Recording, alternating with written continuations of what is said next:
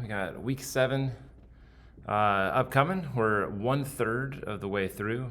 Started with 18, and now there's only 12 remaining. Last week, we saw similar high scores. And actually, the previous week, we had a ton of scores over 100. This week, only 6. I think we had maybe 11 scores over 100 the previous week. Week 5 was a really high scoring week. Brogan gets the low score of the week, significantly up from Zach's score. Chris is still the outlier, being chopped at 80.88 with such a small margin of loss. A margin of 6 is pretty low. It's just a touchdown.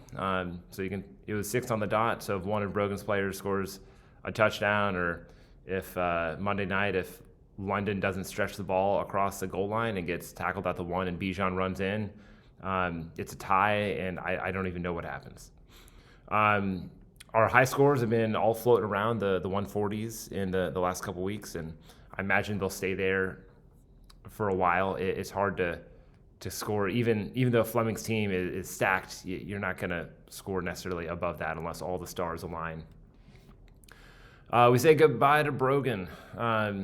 He had a pretty solid team just across the board, and he didn't have any zeros, or his lowest score was 3, but he just had a lot of just bad performances, not even injuries, and actually just a lot of drop balls, a lot of targets that weren't caught.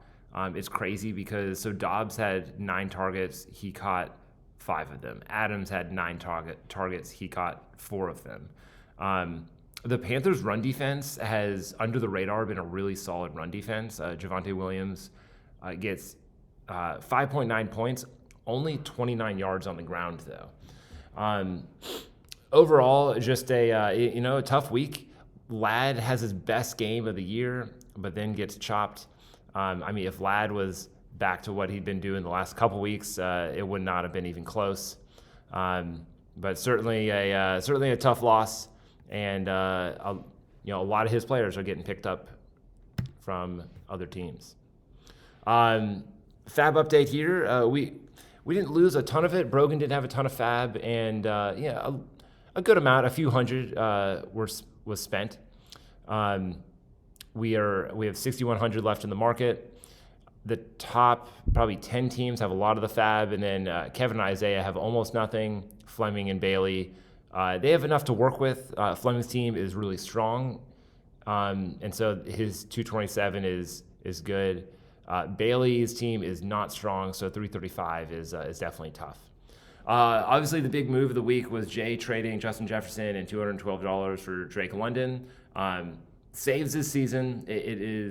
That was a crazy game. I honestly a little bummed I traded him away just after watching that game and thinking, I do believe Justin Jefferson is great, but Penix is just feeding London. His target share the last 2 games are above 50%. It really seems that it's going to be the Drake London and Bijan Robinson show in Atlanta. This week, we got a couple teams on bye. Lamar, he's on a bye, but he's also hurt. Henry, Flowers, Andrews Likely, Josh Allen, James Cook, Coleman, and Kincaid are probably all the players that might have been started but are not being started this week. A new slide for us. So some Grim Reapers here. So the players who have been on multiple starting rosters getting chopped. So far we only have 3. David Montgomery got chopped weeks 1 and 4. Javonte Williams and Devontae Adams, ironically being chopped from the same teams this last week and week 3. Now, none of them had terrible games, except David Montgomery had, when he got chopped, he had 1.2 points when they played the Browns. Otherwise, Devontae Adams has been pretty solid. Javonte Williams has been pretty solid. It's just, other people around him, but just something fun to keep track of, and I'll update this slide throughout the season. It'll be interesting how many players get chopped. I can't imagine more than 5 times, but we'll see throughout the season. Going in our order of scores last week, Kevin has a great week last week. Really started off with a bang on Thursday night with Cam Scatterbo. He's incredible. Certainly seems like he's wrapped up that backfield. Tracy was back. He did not see much of the field. Maybe he'll probably see more of the field once he's getting back from injury, but the chemistry that Scatterbo and Dart have looks fun. Honestly, I hate it as a Commanders fan, but they look like maybe it's a real offense. DK Metcalf is having a fantastic season. He has a great matchup this week on Thursday night.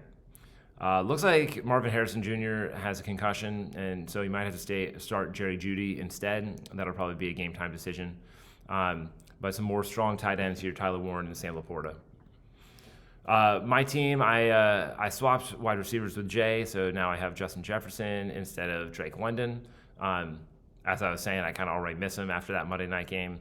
But both of those players are now passer-by. So that's going to be a big thing moving forward of which players are passer-by, which players are not passer-by. I was able to use some of that extra fab to get Devontae Adams for 201. I think this week especially, he should be a really solid option because Puka Nacua should be out for their London game. Even when Puka comes back, all the targets are funneling to Adams and Nacua. I got Hubbard and Keenan Allen for $5. I'm just interested to see what Hubbard's role is after Dowdle has just been on a blistering pace. I think Keenan Allen is going to be a good flex play for maybe a couple weeks, especially navigating bye weeks. Hubbard, I just want to hold on to just to see if he starts to lead that backfield. I kind of doubt it, but I figured might as well throw $5 to see what happens.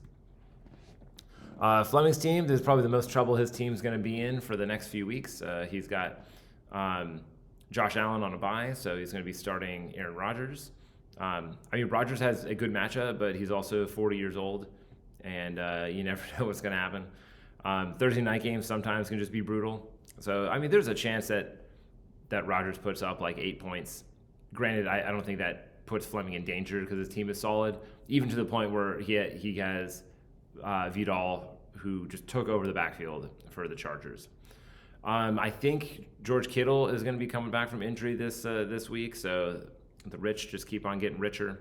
I imagine he sees a lot of targets because who else is catching the ball in San Fran?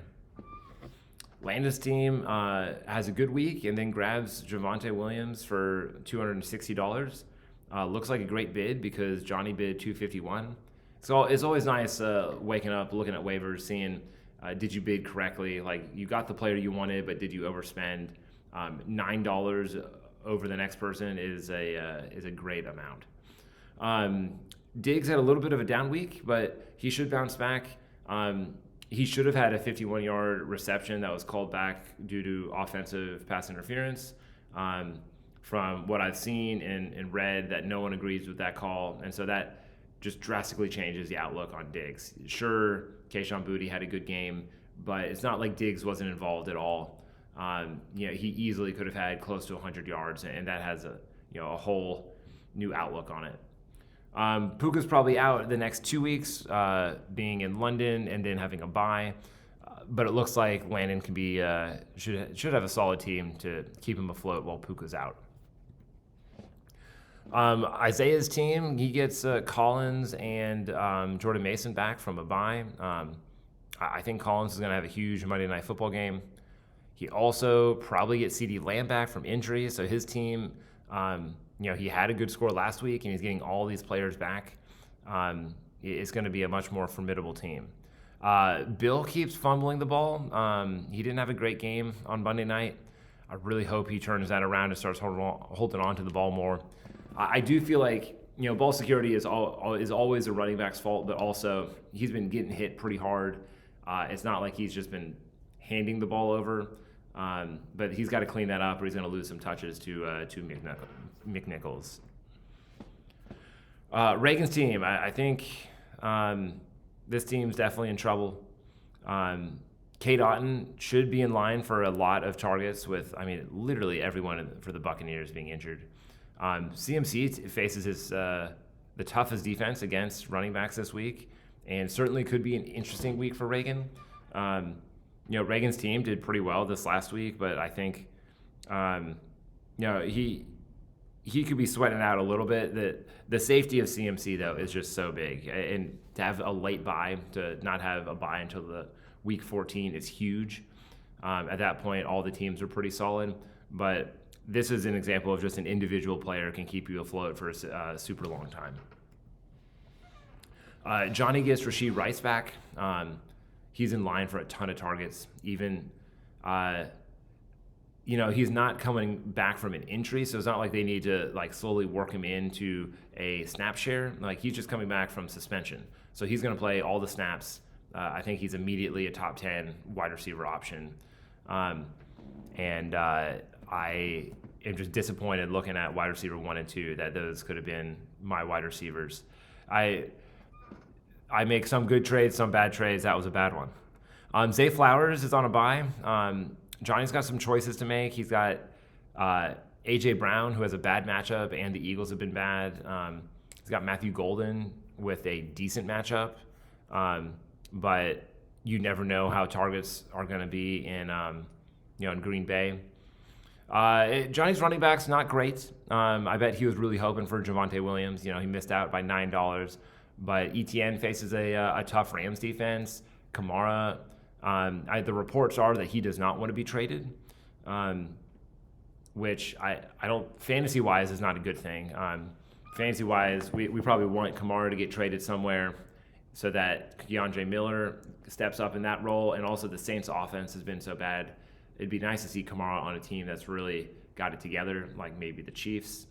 And then Johnny was able to grab Jared Goff this week to be his quarterback.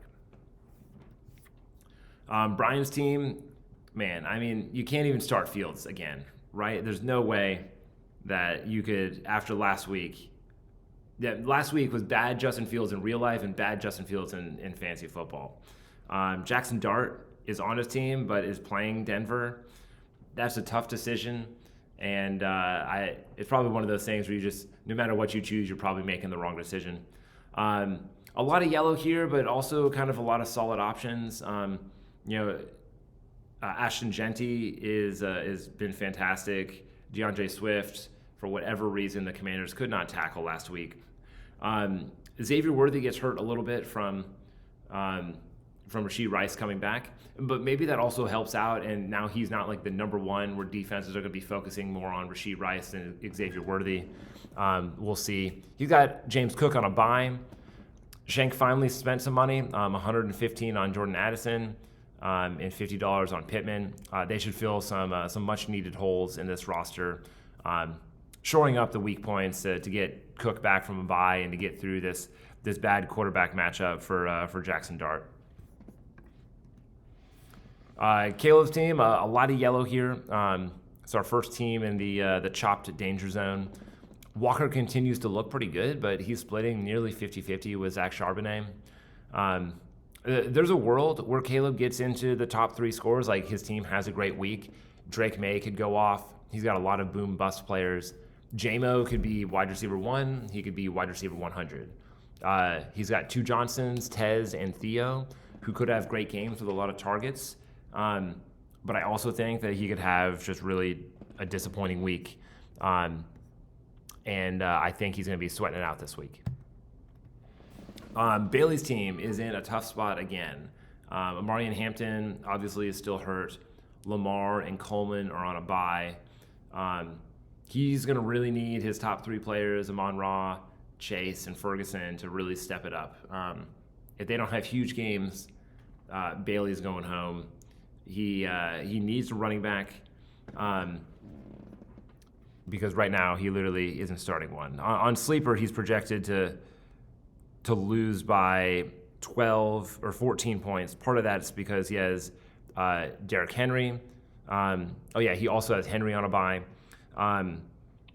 So he has Derrick Henry and Coleman starting. Now he doesn't even have a running back to fill in. And his only healthy running back is Trevor Etienne, not even the Etienne who's starting. So Bailey could be in a real tough spot this week. Mason's team, Mahomes is on quite a heater. He gets his best wide receiver back and might continue to just have a great season. Garrett Wilson is doubtful. His QB, speaking of Fields earlier, is just awful. Question marks up and down this lineup. Saquon continues to disappoint. And I think the tush push is the worst play in football history. Running it 4 times in a row was hard to watch. I think even Eagles fans don't like that. Just line up and hand it off to Saquon. At least that's a football play. Pollard's losing a lot of work to Tajay Spears. And the Titans are going to be down a lot. So I think Pollard continues to kind of be phased out. Not phased out completely of the offense, but it's going to be more of a 50-50 split.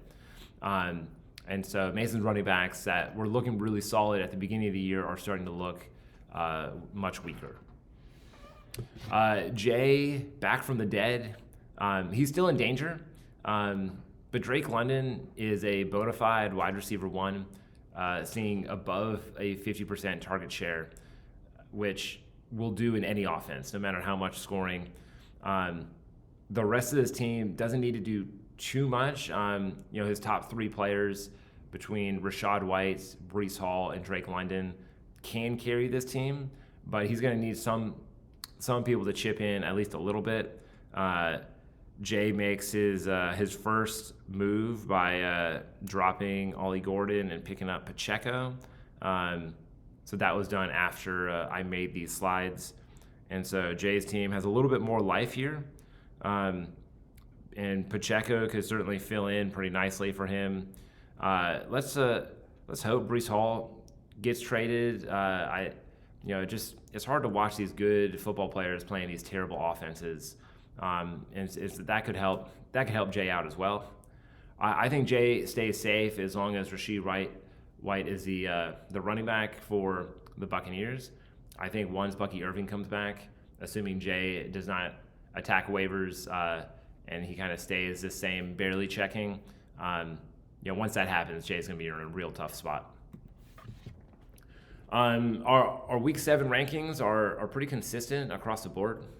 They're pretty aligned where, me, Fleming, Kevin, Landon, Isaiah are that top grouping, no matter who you're looking at.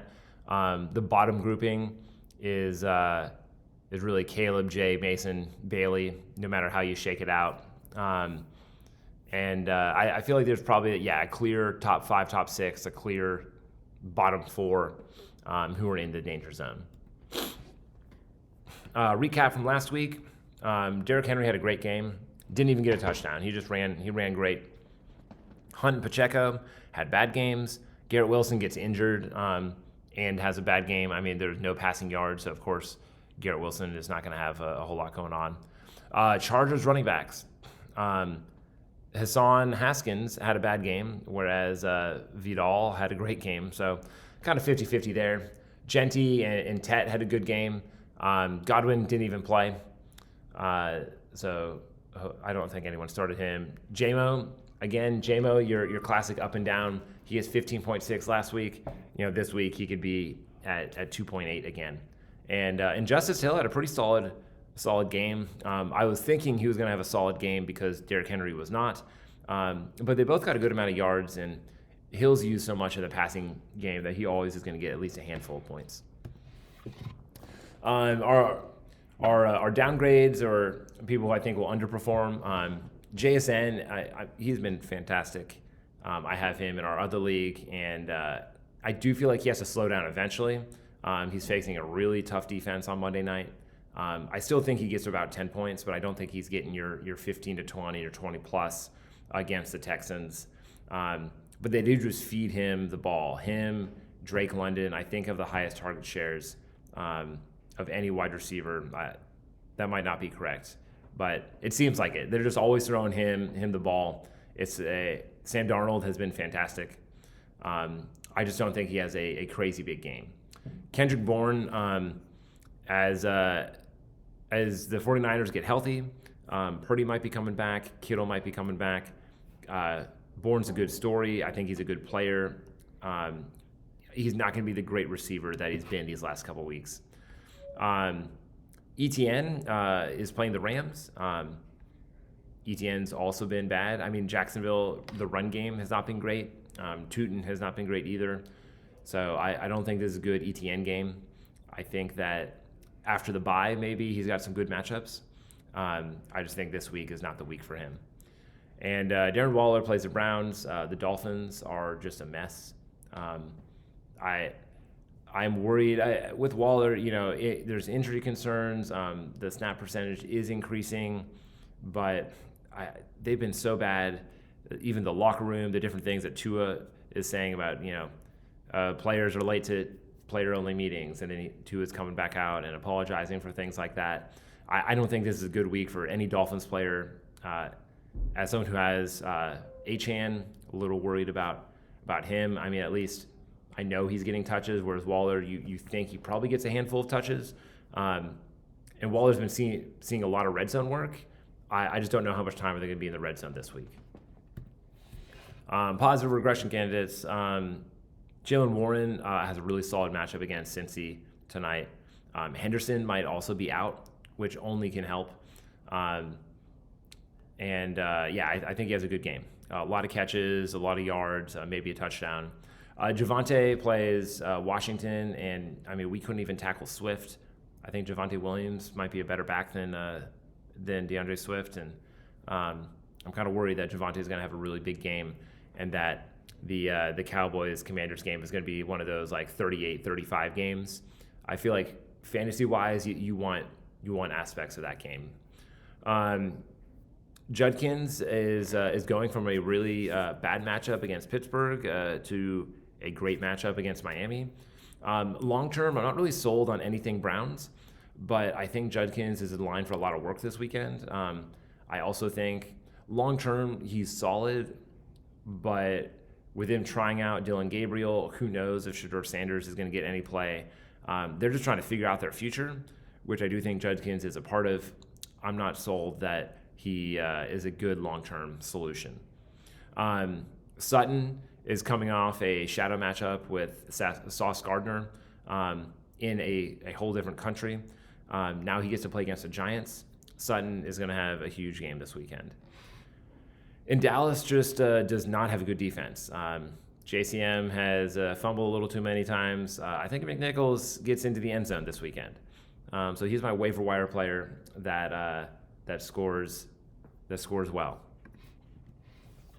Monday Night Football, a lot going on because we have two games. I hate the 10 o'clock Monday night game. I'm going to sleep before that one even starts. We have Baker, Tez, Otten, Rashad, Goff, Gibbs, Amon-Ra, St. Brown, J-Mo, Monty, Laporta, Stroud, Nico, Schultz, Marks, Chubbs, JSN, Walker, Charbonnet, Barner, and honestly, I probably forgot somebody. There's no way we're going to know who's out going into Monday night. I didn't even do a good job checking to see who does not have Monday night games.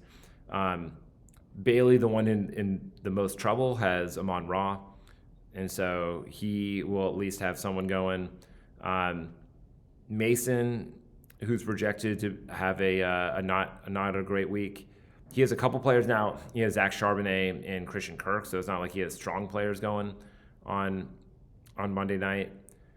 And then Caleb, our third lowest projected on Sleeper, he's got J-Mo, Kenneth Walker, and Tez Johnson. So a lot will be decided on Monday Night Football. Hot take, not much of a hot take this week, but I think there's just too many obstacles for Bailey to climb out of to make it through this week. Henry and Lamar on a bye, Amari and Hampton hurt. He has to fill two running back spots, and right now the only one that he has is Trevor Etienne. I think he has to make some trades, or at least a trade. I don't know how active he is. I think he at least has made a trade in the past, and I've at least offered him a trade, and he's, I think, looked at it, but apparently not. He didn't like it enough. So I'm sure he'll trade with someone. I'm assuming he'll trade Henry for someone, but I just don't think whatever replacement he gets is going to be enough to get him out of the chop line. Hopefully you guys enjoyed. Good luck this week. Don't get chopped.